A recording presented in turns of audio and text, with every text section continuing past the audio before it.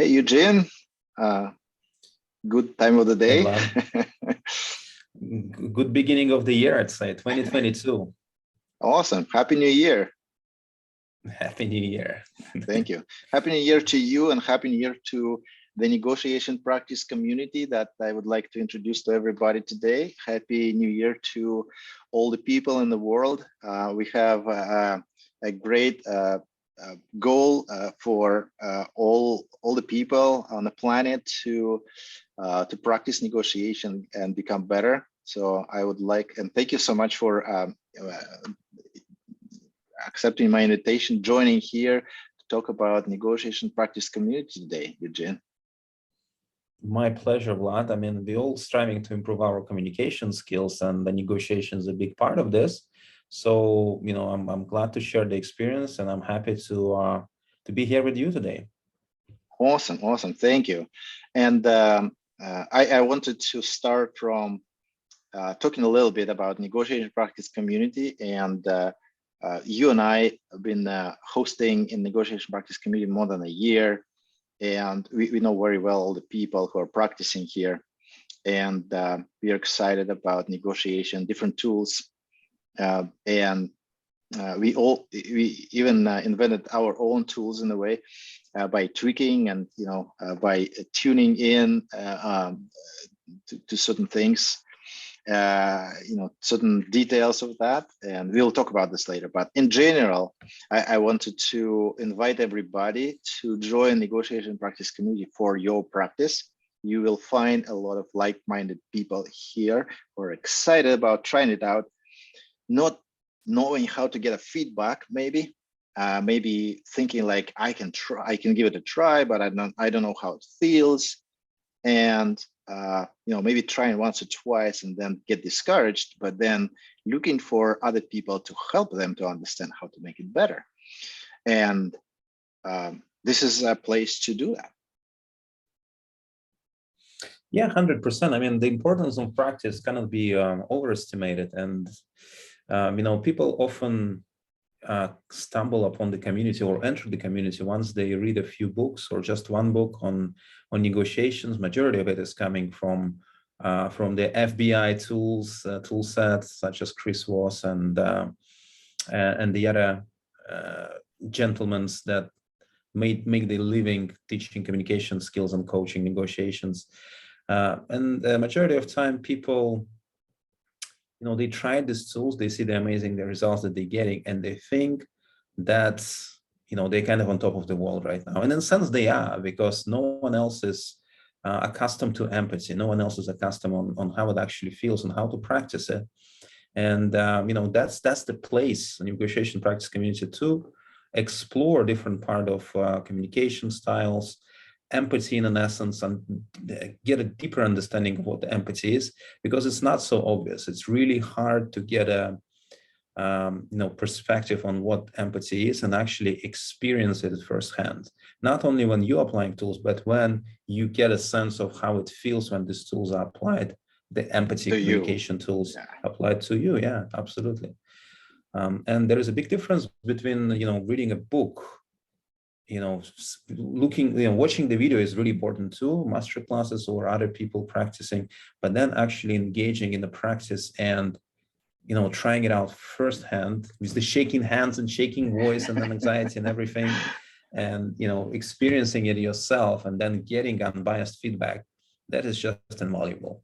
Yeah, absolutely. I remember when I started to practice, and that was in March of 2019, and I got in the first session, and that was through the community and masterclass actually. And I didn't know what to say. I didn't know what to, how to do, and what's going to happen. And I was really nervous. Even in the practice session, I was really nervous. So it's normal that it is not comfortable, even that there's no consequence. And the only consequence is embarrassment, or maybe your own embarrassment, because nobody noticed that. So yeah, that's absolutely true. The biggest problem of during the practice session, I would say, is the emotional component. when you read the book, you kind of arm your logical, rational part of yourself that says, I can do this, it makes sense. But when it comes down to actually implementing it and tying it all together and then applying it, I mean, the fear of rejection, embarrassment, and the fear of success could be a really, really severe. Like, what happens then? What if you get the most surprise response back, and you're taken aback? So fear of success and fear of failure and embarrassment and rejection is a real thing, and you cannot take it away just by reading a book or video. It really takes courage to show up, experience it. There is a therapy, what is it, by exposure, right? So you have to expose yourself in essence to some of these experiences in a low stakes scenarios, and you're gonna get embarrassed, you're gonna stumble. And yet this is why we have this supportive environment, and people are gonna give you a feedback, and this is a non-judgmental environment, and yet you're going to feel like it is. Not because of the outside world, but because now you're negotiating with who? Yourself. And that's where the biggest negotiation happens. Yeah, absolutely. And especially when when you start negotiating with somebody you don't know, like things first time, you don't know what to expect. You need to kind of tune into their style. You don't know, you need to kind of figure out at what level they are. And I remember when one time I was practicing with a very, very interesting person in like one of the best people he used to practice here. And we went through the mock negotiation, and then I kind of lost it. But then I thought about this like for 3 days, like in my mind, like what I gotta say, why didn't I do it right? And then finally I came up with a number of different solutions, and I start to think about differently. So any practice, especially if you go like tools against tools, you go against somebody who is knowledgeable. It is so it's such a great learning experience. Even if you fail, even if you feel like, oh, I could do it better, it is just invaluable. It's awesome. And I think. Let's go ahead. What is your perspective? I wanted to say. Well, for me, when I kind of discovered the community negotiation practice community in the first session that I entered, I realized that a lot of people are coming here because they have very different skill levels. Even if they just they were interested in communication tools and skills, and maybe they even got a degree in communications one way or another. But when it comes to interpersonal communications, it is a different ball game. Like, you could give an advice all day long about what to do right, what to do, like what's wrong, what's right. But when it comes down to your own unconscious processes, these are a whole different story, and you cannot see under your own nose. So it's really hard to get the feedback. You cannot just go to your business partner and say, well, how was this meeting? Like, how was my reception? Was it good? Was it bad? Like, you're never gonna get the feedback that you're looking for so that you can improve. It's all grease, like all these greases to make sure that no one's get hurt, no one's get embarrassed, and everyone is polite and nice, political correctness or whatnot. So what I was looking out for from this practice is how do I make people feel? How does it feel to communicate with me? Because I don't know that. And after I don't know, 10, 15 sessions and gathering feedback, like painstakingly writing it down, what are they saying? Some people say, oh, you seem too pushy. And I was like, oh, which part of the conversation was too pushy? Okay. And then you ask, and then people give you feedback. It's like, okay, so this thing, I've been doing it all my life. And for some people, even though I don't see it, it's being perceived as pushy. But now you have a new reference point. Now you have something to explore using the same negotiation practice tools. I think it seems like I'm being too pushy here, right? It looks like I'm putting you off, or it sounds like I'm putting you in the pressure, like I'm pressurizing you. And you get to explore this now that you have this point of reference. Now that you can, that sometimes you come off this way. So now you have to probe and understand the other person a little bit deeper. And by doing that, guess what? You're showing empathy, you're showing awareness, and you're just strengthening the connection. So your weaknesses becomes your strengths.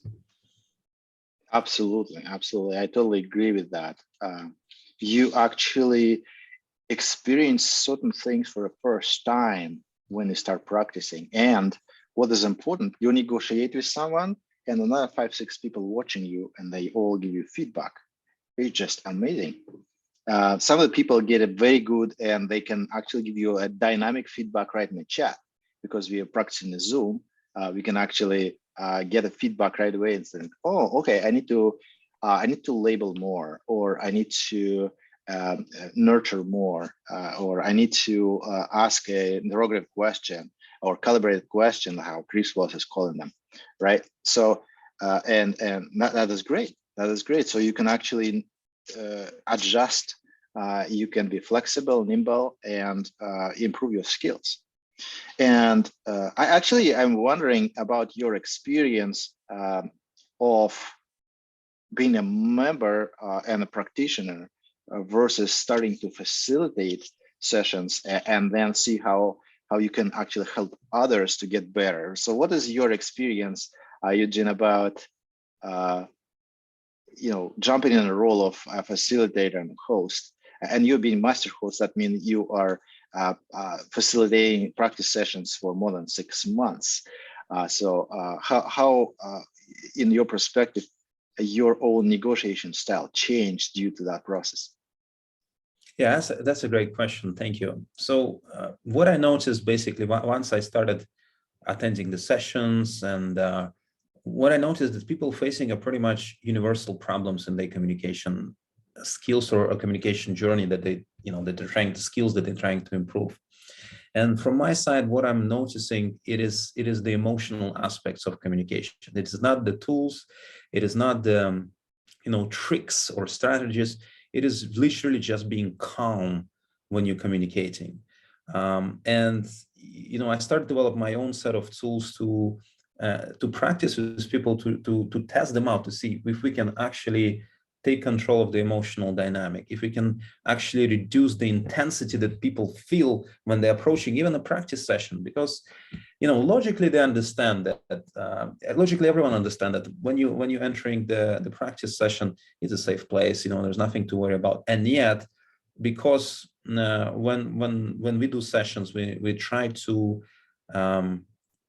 take the real scenarios, or ideally we're taking someone else's problem conversation or sales conversation or some crucial conversation that they're going through, maybe negotiation with grandma, as I like to refer it. It always gets the chuckle, right?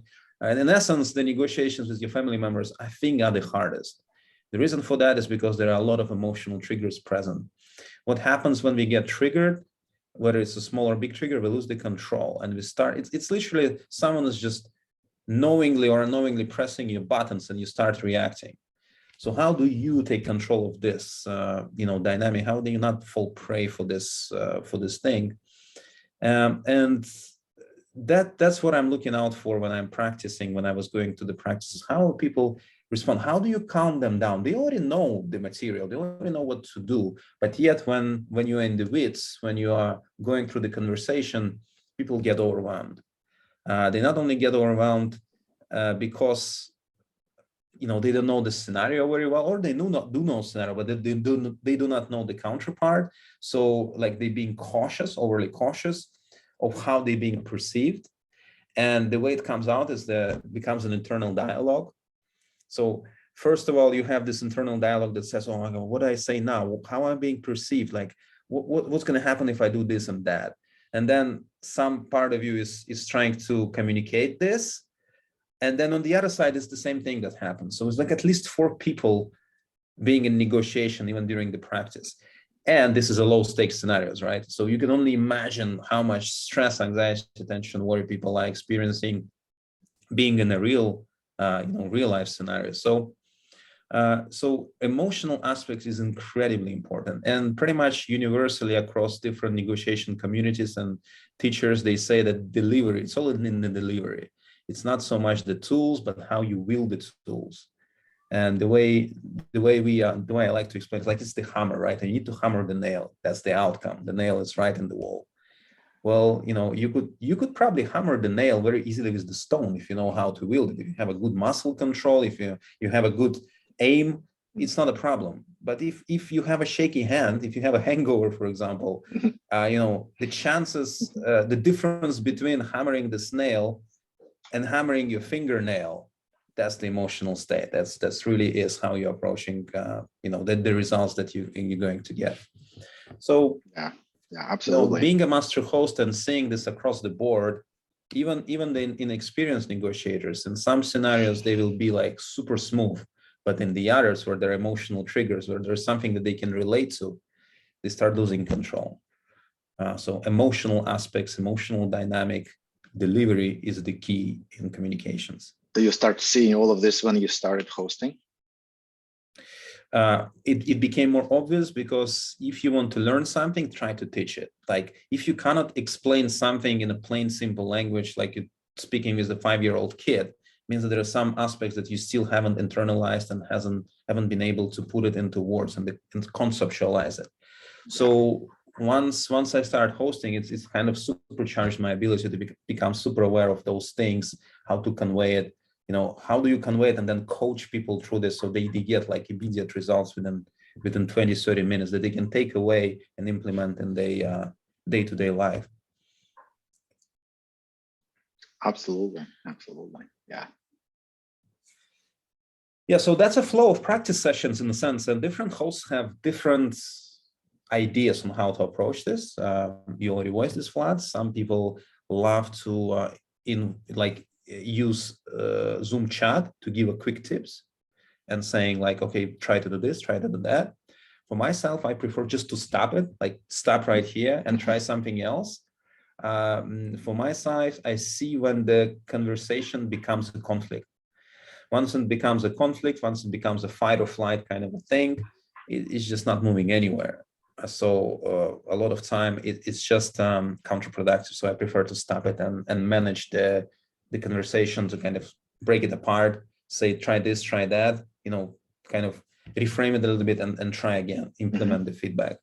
And some people have different, there are some group coaching sessions where, some hosts, master hosts prefer to separate people of groups. So like you have a normal person, negotiator, and a coach. Breakout. That's split in breakout rooms. Yeah. So that's a fantastic way of doing this. So it's just so many different approaches, and there is no right way of doing this. Yeah, and what is your favorite session that you don't host? Actually, do you have any session that you really like to attend? Enjoy it? There are numerous of hosts and the sessions that I love attending, and they have different format. Our other master hosts, like Brandon in the community, have very different format. He likes to approach it from his experience and guide people through giving the advice and kind of exploring it from different perspectives. I prefer to engage in practices and small bursts of practice sessions. So Vlad, your sessions are fantastic too, which is slightly different take from the majority of people that are familiar with Never Split the Difference and Chris Voss approach. You coach slightly different way of communicating, which complement other things. So there are many hosts in the community that have unique approach to things, and there is no way of recommending one over the other. I would say you gotta have to come and experience yourself. Every session has its own value, and I like what I like on your session specifically is how we can understand that the emotional delivery could be different or it's absolutely independent from the content. So you remember those practices when we were trying to negotiate a certain scenario, but on top of it, we were given emotional roles. So for example, we would say like, you're a manager, you are going to fire me, but you are going to be an excited accommodator, and I will be an assertive person with in an anxious state, or vice versa. For example, I could be firing you, and I will be a sort of person not in a good mood, but you will be a cheerful, a person who is getting fired, but you still be negotiating with me in that tone, and that was hilarious. It was so great and so hard to follow, because you need to think about two things at the same time: what you're saying and how you're saying at the same time. It was awesome training, awesome practice. It's a emotional intelligence exercise when you become, not only you become aware of emotional dynamic, but you have to embody it and do it on the spot. So that trains the emotional flexibility, which is incredibly important aspect of emotional intelligence. Everyone's saying you have to become emotional intelligence, but the emotional intelligence is based on a few factors. It's emotional resilience. So basically, when someone is being angry, are you going to fall into this trap and become maybe scared or become even more angry? You're going to fight or flight again?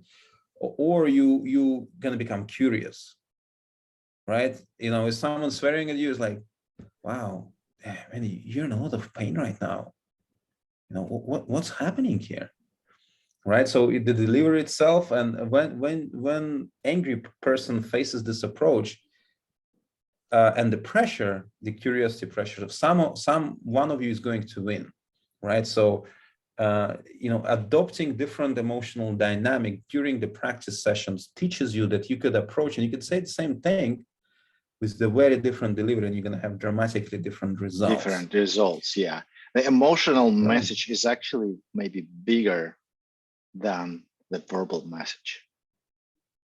It is bigger. There are neuroscience concludes that there are three types of brains that we have, which evolved for eons. We have our reptilian brain, which is responsible for fight or flight or freeze response. We have our mammalian brain, which is actually kind of our hard emotional components to this, emotional energy.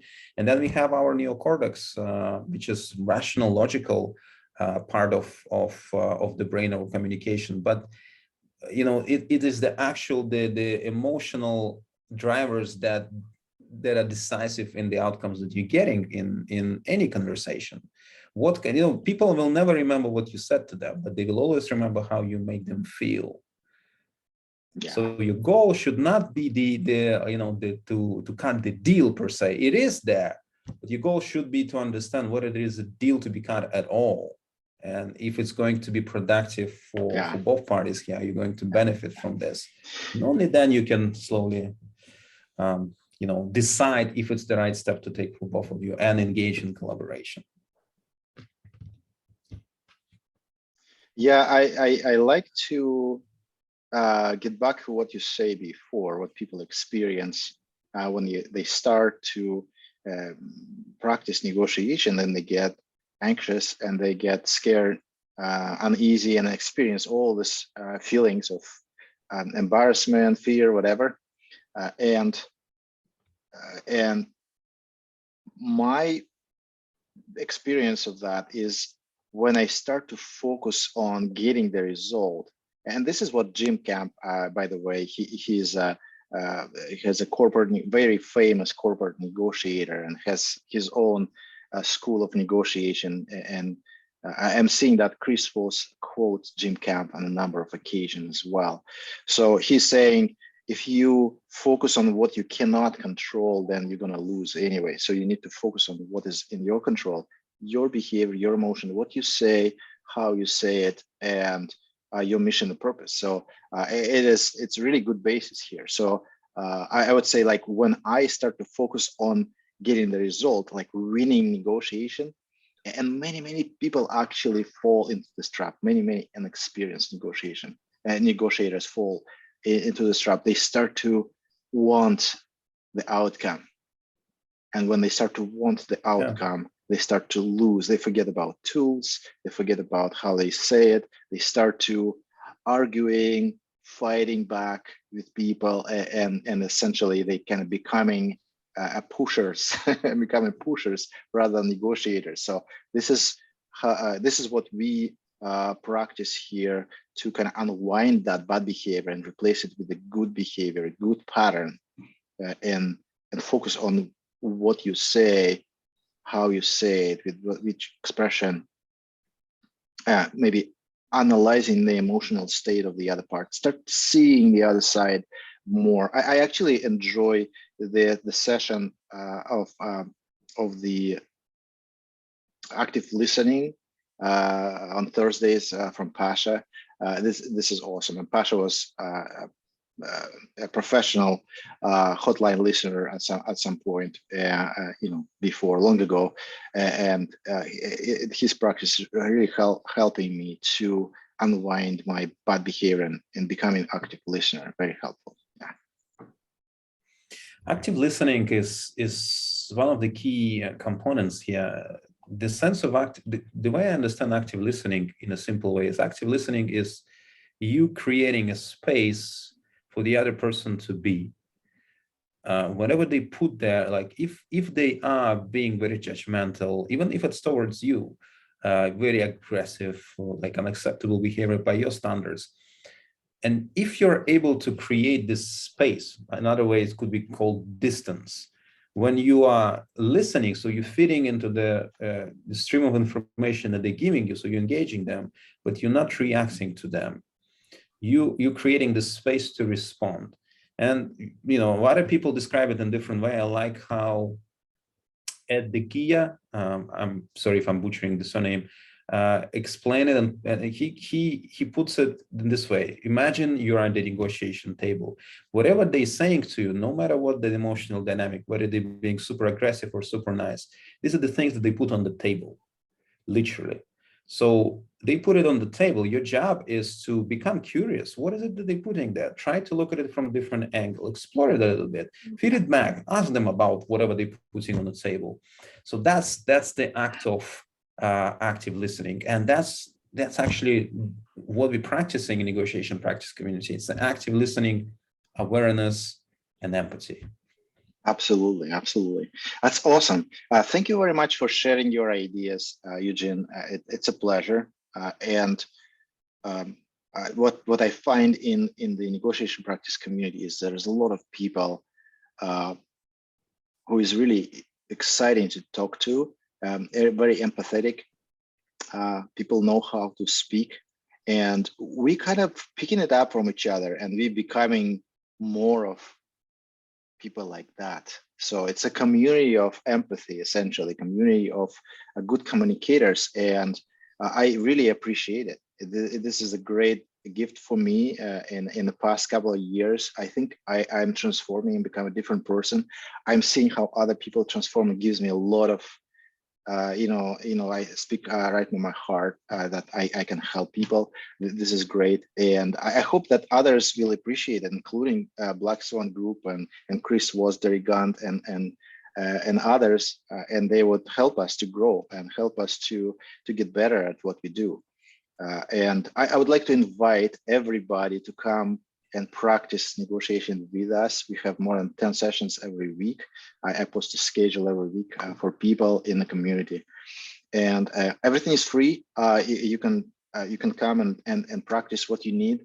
If you want to practice active listening, if you practice emotional component of it, if you want to practice the hardcore skills that you learn from Black Swan Group or from Gym Camp, or from Crucial Conversations. So we combine it all together, and you can use any of those. So that's very beneficial.